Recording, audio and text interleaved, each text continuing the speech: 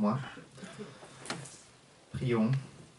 Seigneur, guide mes pas, car tu sais le fruit de ce travail, ce petit travail qui est lié à toi, pour ta gloire. Seigneur, plus on étudie ta parole et plus on se rend compte de la complexité, mais aussi la facilité avec laquelle tu nous as donné des informations, des conseils et une aide précieuse pour nos vies. Guide nos pas à tous. Au nom de Jésus-Christ. Amen. Amen. Alors aujourd'hui, je voudrais vous parler de quelque chose qui fait partie intégrante de vos vies. C'est quelque chose qui peut paraître un peu anodin, mais c'est véritablement ce qui fait l'homme presque.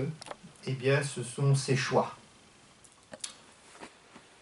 Je commence par une question. Est-ce que dans vos vies, avec la somme des choix que vous avez pris dans quelques domaines, vous avez le sentiment d'être sur la bonne voie, la bonne route?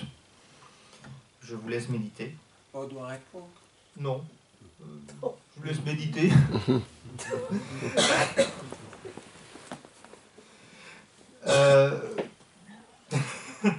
Ouais, d'accord. Bon, voilà.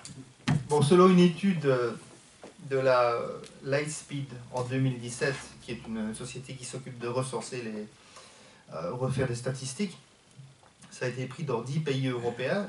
Est-ce que vous savez combien en moyenne une personne prend de décisions par jour? Par jour? Est-ce que vous avez une idée? Là, vous pouvez répondre si vous voulez. Une cinquantaine? Cinquantaine? Non. C'est un peu trop ça. Non. Plus de 100 fois, entre 100 et 200 fois, je veux dire. 35 000 décisions par jour. Une autre étude dit entre 10 et 40 000. On est dans la bonne norme. Ça paraît incroyable, n'est-ce pas? Mais consciemment ou inconsciemment, on fait des choix tous les jours, comme la dose de lait dans le café qu'on met, ou le temps qu'on passe avec sa famille, le temps à quelle heure on va aller dormir, et puis le temps qu'on va passer à l'étude de la parole, en prière avec le Seigneur. Et d'ailleurs, vous avez tous fait le choix, c'est parce que c'est un choix, d'être là aujourd'hui pour adorer le Seigneur. Vous vous êtes réveillés, vous avez choisi d'être présent. Bon, ben, sachant que les choix que nous prenons aujourd'hui détermineront et modifieront considérablement notre vie, est-ce que vous pensez qu'il y a une possibilité de nous aider dans le discernement que nous avons? Est-ce que vous avez une idée de ce qui pourrait nous aider à causer soit une joie directe, soit nous plonger dans des doutes extrêmes, parce que nos choix déterminent souvent un et l'autre? Bon, tout cela m'amène à une réflexion. Vous avez dans vos vies un élément particulier qui détermine la manière dont vous faites vos choix, c'est la parole. Ça devrait en être en tout cas. Je vous invite à prendre les psaumes au numéro 25, chapitre 25. Et voici ce que dit David. 25, 10. Tous les sentiers de l'Éternel sont miséricordieux et fidélité pour ceux qui gardent son alliance et ses commandements. C'est à cause de ton nom, ô Éternel, que tu pardonneras mon iniquité, car elle est grande. Quel est l'homme qui craint l'Éternel? L'Éternel lui montre la voie qu'il doit choisir. Son âme reposera dans le bonheur, et sa postérité possédera le pays. L'amitié de l'Éternel est pour ceux qui le craignent, et son alliance leur donne une instruction. Maintenant, regardez aussi ce que dit Proverbe 9, verset 10.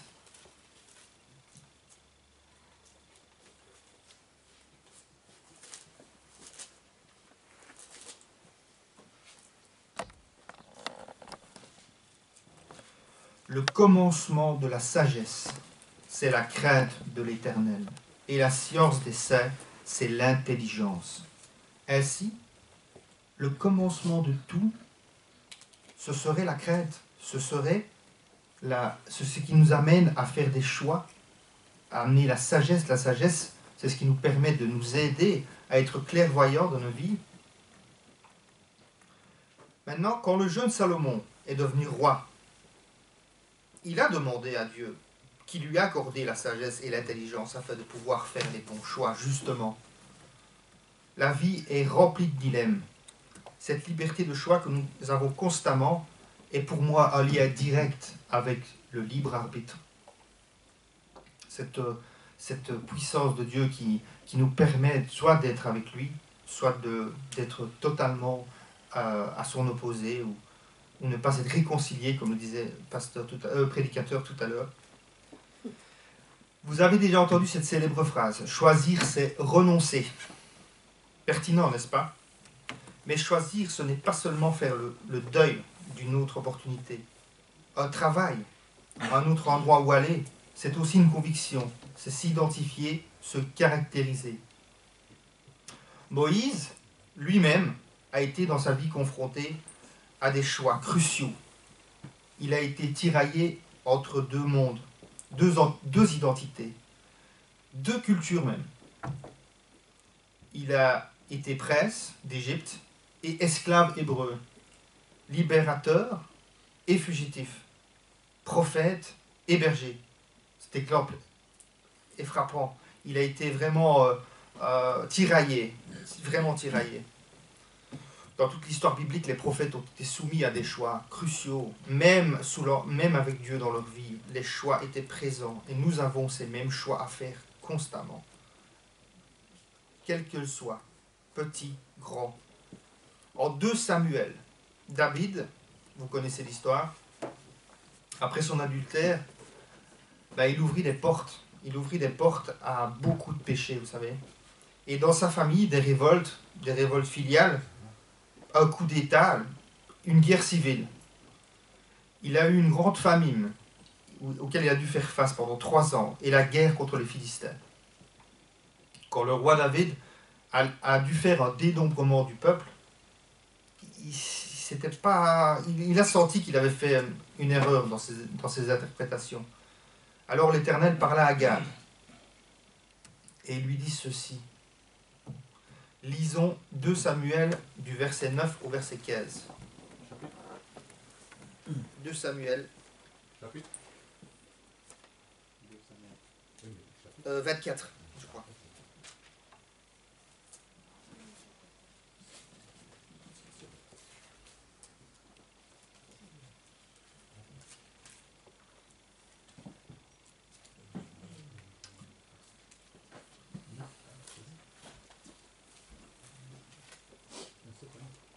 Joab remit au roi le rôle du dénombrement du peuple.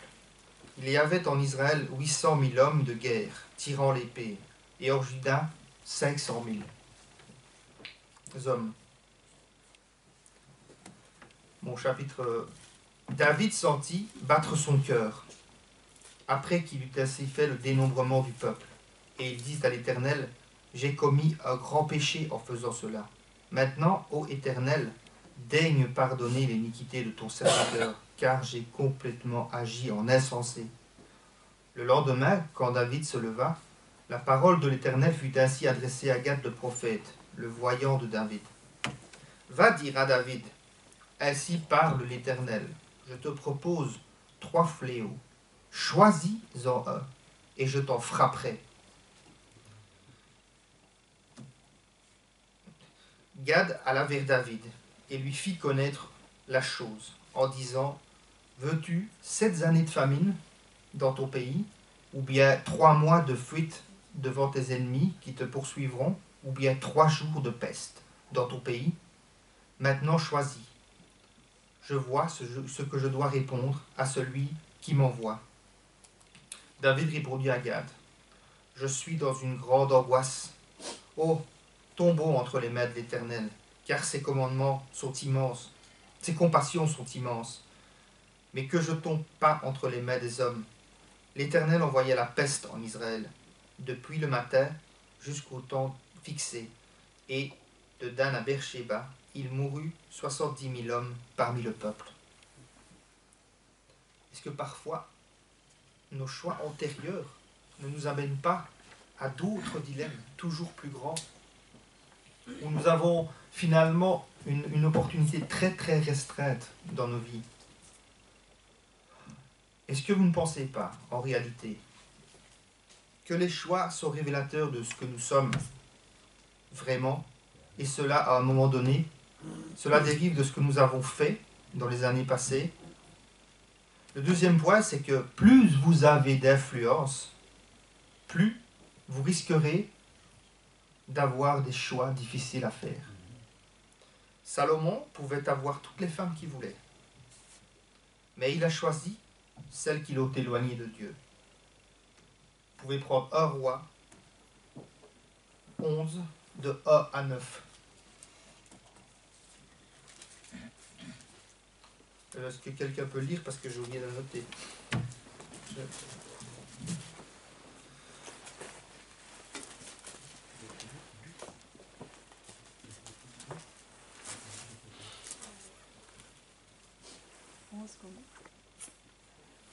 Pardon. 11, 1 à 9.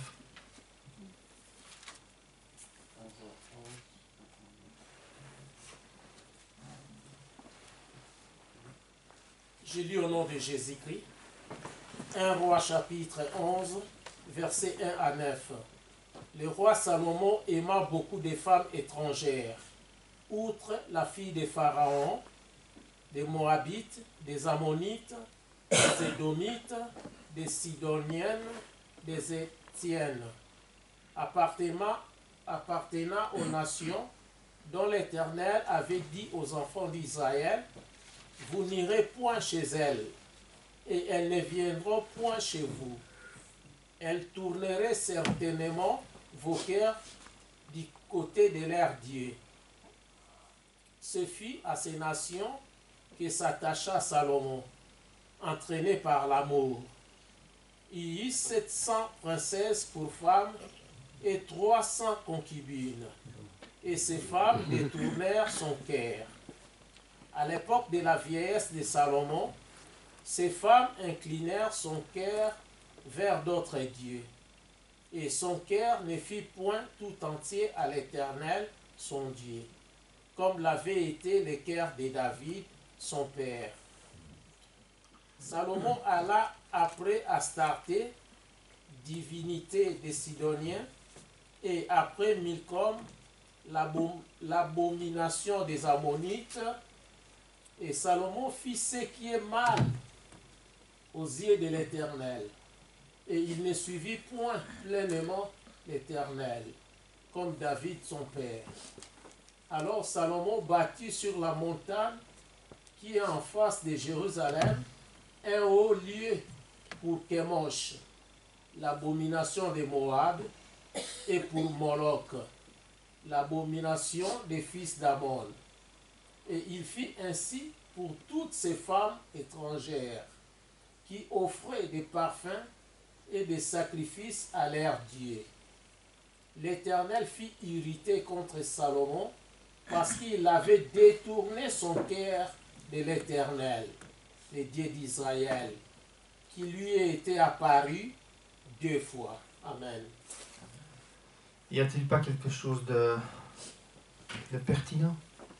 Un homme, un prophète, un roi qui avait demandé, qui avait la sagesse de Dieu, mais malgré tout, il a opté pour des choses qui l'ont amené à être finalement en désaccord avec Dieu, qui lui-même avait eu l'occasion de le voir, de parler 2 fois avec lui. C'est encore une autre manière de faire des choix, des autres choix. Il y a déjà 4 sortes de choix qui ont été mentionnés. Une autre manière de faire un choix, c'est l'inaction ou l'indécision. C'est ne pas opter. Savez-vous comment ça s'appelle, cette peur panique de ne pas opter? Ça s'appelle la décidophobie. On a peur de prendre une décision parce qu'on a peur des conséquences. Moi, je pense qu'il ne reste, après tout ce que j'ai dit, qu'une seule réalité, une seule solution, c'est de se confier en l'Éternel. Proverbe 3, 5 à 8.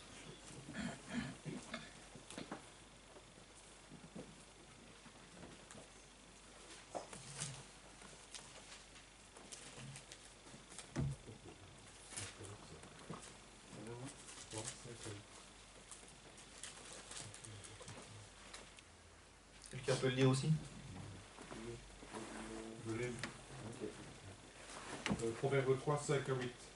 Confie-toi à l'Éternel de tout ton cœur et ne t'appuie pas sur ta sagesse. Reconnais-le dans toutes tes voies et aplanis tes sentiers.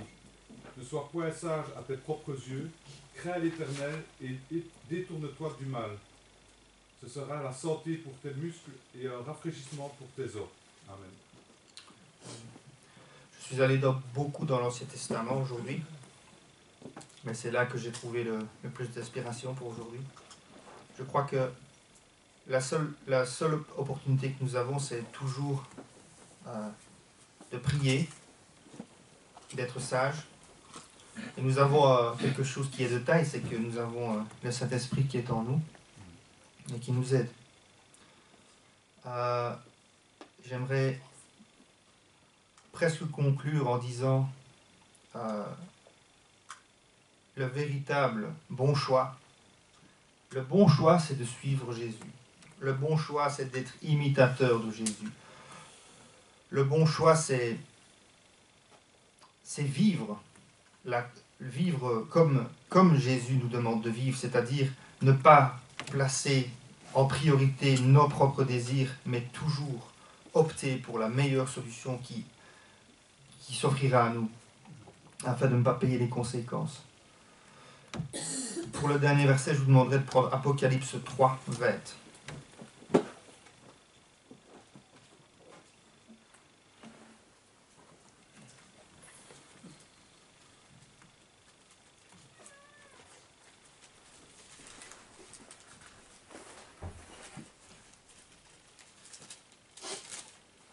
Moi, je crois que dans tout ce que j'ai dit, c'est la parole la plus puissante. Apocalypse 3, 20. Voici, je me tiens à la porte et je frappe. Si quelqu'un entend ma voix et ouvre la porte, j'entrerai chez lui, je souperai avec lui et lui avec moi. Lui ouvrirons-nous? Ferons-nous chaque jour le choix de placer le Seigneur en priorité? C'est tout pour aujourd'hui. Que Dieu vous bénisse. Les messages. Que Dieu vous bénisse.